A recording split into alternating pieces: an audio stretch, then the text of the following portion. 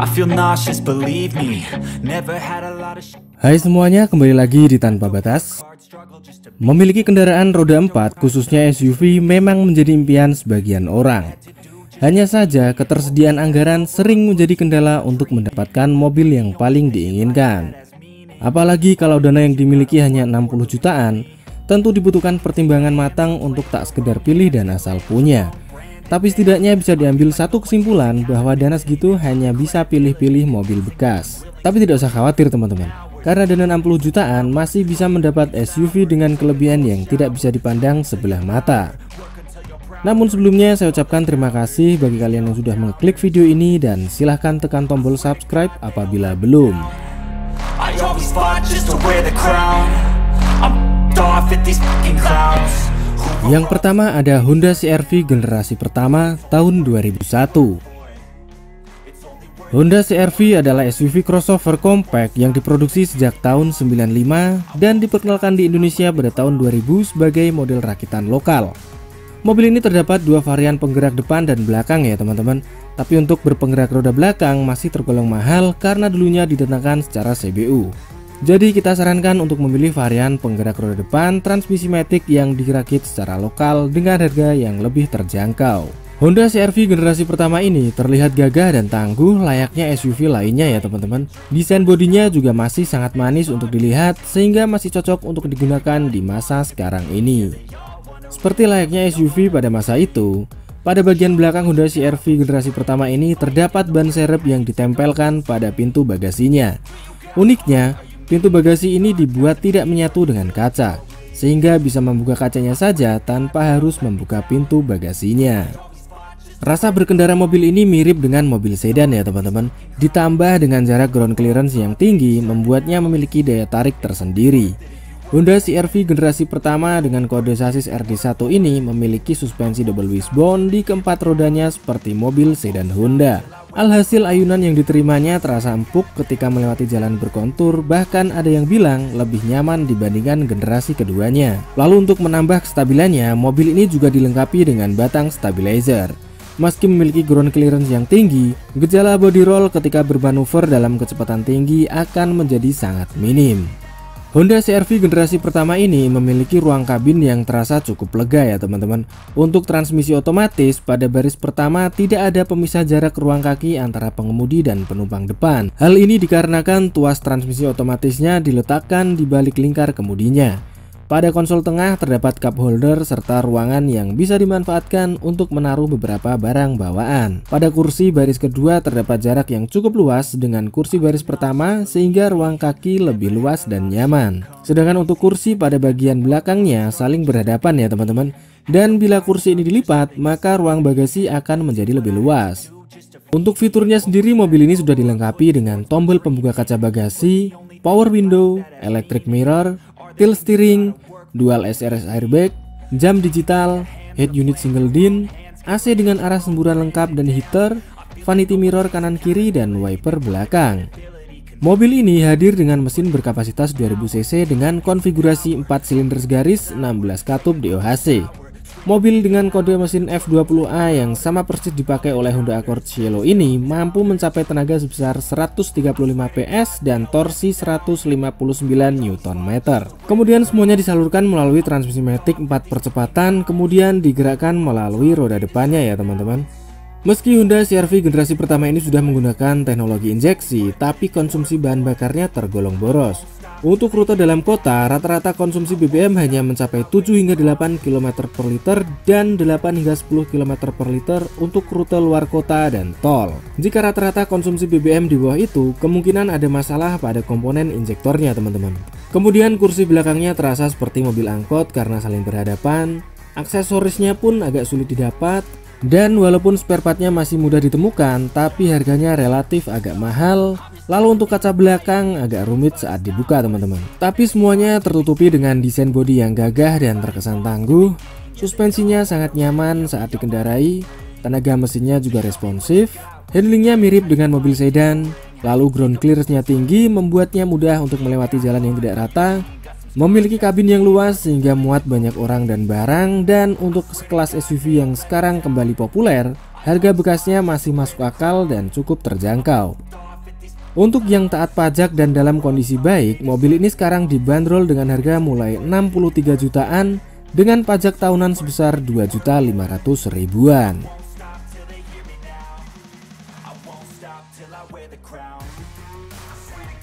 Berikutnya ada Ford Escape tahun 2003.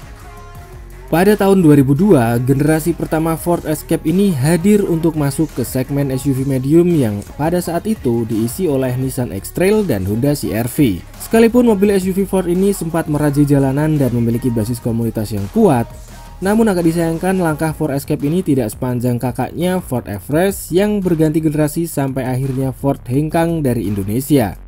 Dulu Ford Escape hanya sempat mengalami facelift di tahun 2005 dan 2007 dengan tetap membawa basis yang sama ya teman-teman. Kesan tangguh menjadi kental terasa pada mobil ini karena dari sisi bawah pintu sudah dilengkapi dengan body set cladding dan rocker molding yang berfungsi melindungi bodi samping mobil ini saat berkendara di medan jalan semi off-road. Kemudian pintu belakang mobil ini hadir dengan format pintu yang sama dengan Honda CR-V generasi pertama.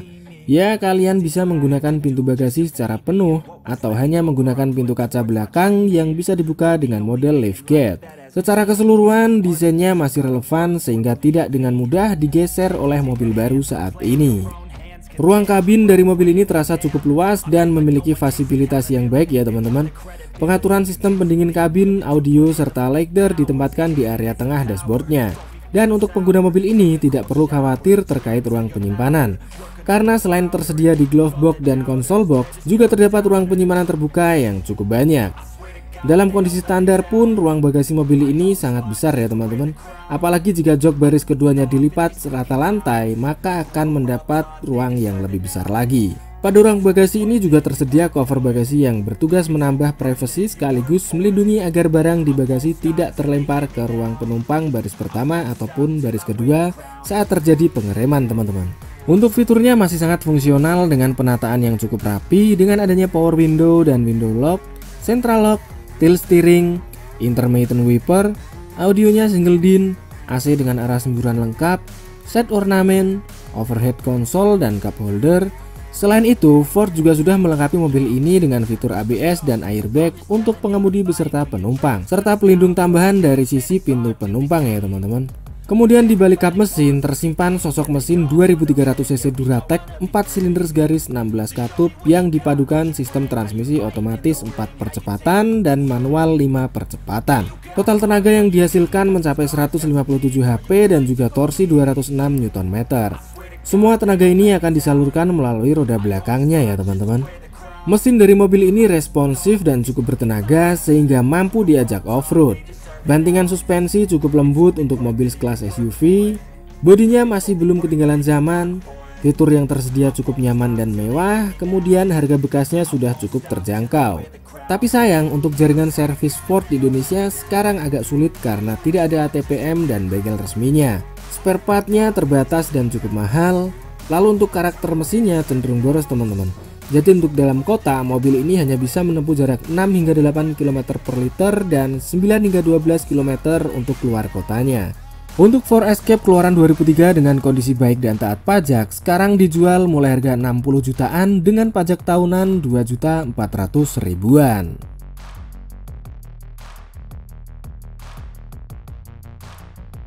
Selanjutnya ada Suzuki Grand Escudo 1600cc tahun 2003. Setelah cukup sukses dengan trio Vitara, Escudo, dan Sidekick di era 90-an, Indo Mobil Suzuki kembali melanjutkan medium SUV ini dengan menghadirkan Grand Escudo 16 pada tahun 2001. Berbeda dengan generasi sebelumnya yang memakai 3 nama sekaligus, kini Suzuki hanya memakai nama Escudo untuk SUV yang satu ini. Sebagai info saja ya teman-teman, nama Escudo diambil dari nama mata uang Portugal sebelum digantikan oleh euro. Desain baru Escudo ini menjadi lebih membulat dan stylish dibandingkan generasi sebelumnya yang tampil serba kotak ya teman-teman. Dan sudah menjadi ciri khas Suzuki di Indonesia yang memberikan fitur lebih dibanding merek lain. Escudo ini tampil makin berisi dengan over fender dan side molding di sekujur bodinya yang membuatnya terlihat semakin gagah. Pada tahun 2003, Grand Escudo mengalami minor facelift dengan beberapa perubahan. Di bagian depan, grill berubah menjadi lebih sederhana dengan palang dilapisi chrome. Kemudian di bumper depan dan belakangnya juga terdapat fog lamp, dan di bagian interior terdapat perubahan berupa dashboard yang lebih mewah dengan desain baru yang terasa lebih proporsional dengan kisi AC tengah di samping kanan kiri head unit. Secara fitur, Grand Escudo ini memiliki fitur yang tergolong sangat lengkap dibanding SUV Jepang lainnya.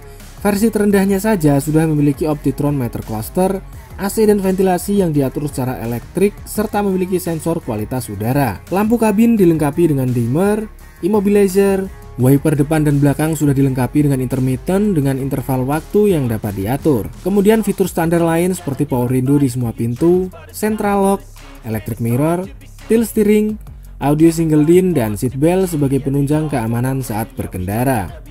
Mobil ini juga tetap menggunakan format SUV 5 penumpang yang membuat bagasinya lumayan besar dibanding SUV 7 penumpang di masanya. Hal ini dikarenakan ban cadangannya berada di luar ya teman-teman. Lalu mobil ini menggunakan mesin 1600cc berkode G16B 4 silinder SUHC 16 valve yang masih mirip dengan pendahulunya. Bedanya, kali ini Suzuki membekali mesin ini dengan multi-point full injection dan bisa mencapai tenaga sebesar 103 HP dan torsi 127 Nm. Untuk menggerakkan roda belakangnya, Suzuki menggabungkan mesin ini dengan transmisi manual 5 percepatan saja teman-teman. Kemudian kelebihan dari Suzuki Grand Escudo adalah interiornya mewah dan serba nyaman baik untuk penumpang depan maupun belakang. Tampilan eksteriornya masih sangat relevan untuk dipakai di semua masa, memiliki kaki-kaki yang terkenal bandel, perawatannya pun cukup mudah dan murah untuk SUV kelasnya. Spare partnya juga masih tersebar di mana-mana dan memiliki harga yang stabil. Tapi sayang tidak adanya varian 4WD seperti Suzuki Vitara yang muncul pada awal 90-an. Konsumsi BBM-nya mobil ini juga terkenal agak boros mengingat beratnya yang mencapai 1,3 ton lebih ya teman-teman. Jadi rata-rata dalam kota hanya bisa mencapai 7 hingga 9 km per liter dan 10 hingga 12 km untuk rute tol dan luar kota. Walaupun terasa nyaman, namun interiornya terasa sempit. Mungkin ini karena kesan aksesoris bodi serta door trim yang tebal ya teman-teman. Nah, untuk harganya, Grand Escudo 1600cc tahun 2003 dengan kondisi baik dan taat pajak sekarang dijual mulai harga 63 jutaan dengan pajak tahunan sebesar 1.400.000-an.